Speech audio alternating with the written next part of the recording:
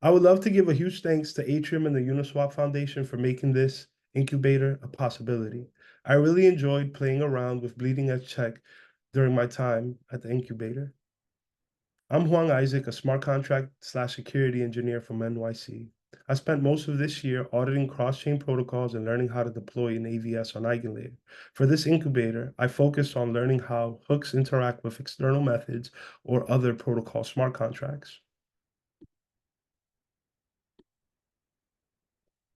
Just like Sanctum achieved 700 million plus TVL on Solana, we're targeting Ethereum's massive $57 billion staking market, where the infrastructure is desperately needed. Let me quickly paint the picture. 27% of all ETH is staked. Over 40% of that is in LSTs. But unlike Solana, Ethereum lacks a unified LST infrastructure. This leads to fragmented liquidity and high friction.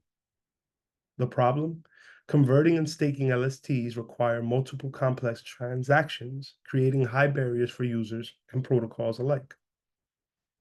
UniStake solves this by providing one transaction conversion and staking, native eigenlayer integration, and cross-chain staking capabilities through Chainlink's CCIP. Technical overview.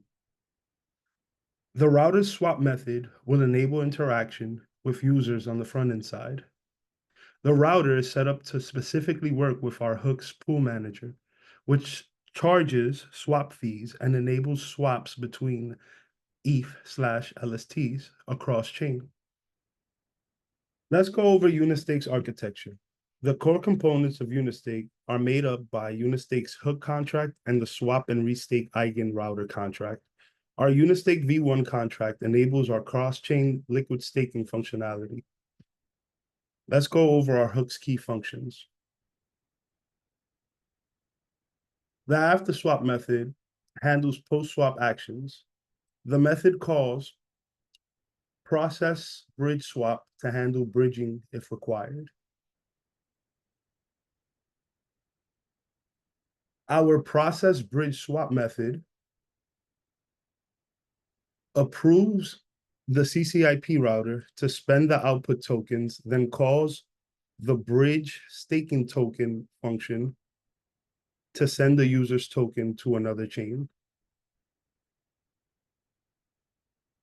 Our bridge staking token function encodes a CCIP message to transfer tokens and sends them to a destination chain using the CCIP router.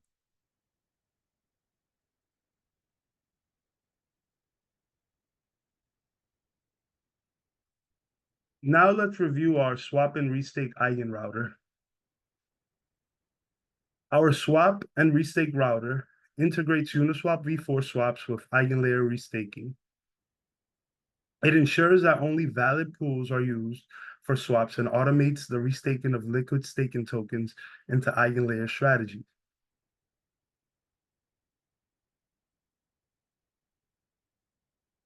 Let's briefly go over our router's key functions.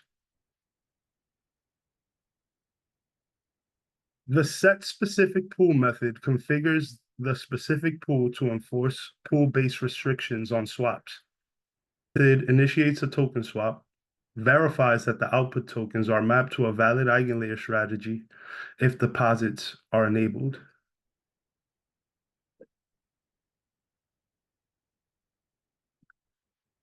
The deposit LST into strategy function handles the deposit of liquid staking tokens into eigenlayer strategies. If deposit to eigenlayer is false,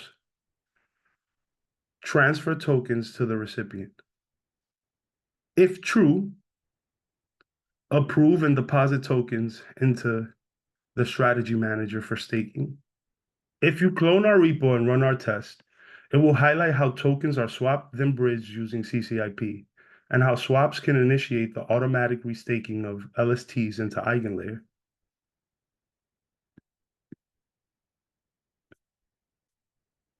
Our first test highlights a basic swap, 0 for 1 or 1 for 0, without bridging. It verifies that the correct token transfers without cross-chain operations. Our second test highlights a swap with bridging. It ensures that tokens are successfully transferred to another blockchain post-swap. Our third test highlights swap and restaking. It confirms that tokens are deposited into EigenLayer's strategies post-swap. Phase one of the implementation roadmap is complete. We plan on bringing a multi-LST infrastructure to Ethereum's $57 billion market. We're targeting protocols building on EigenLayer, LST providers, and institutional stakers. Our architecture is currently made up of multiple components, which include Uniswap v4, EigenLayer's core contracts, and Chainlink's CCIP.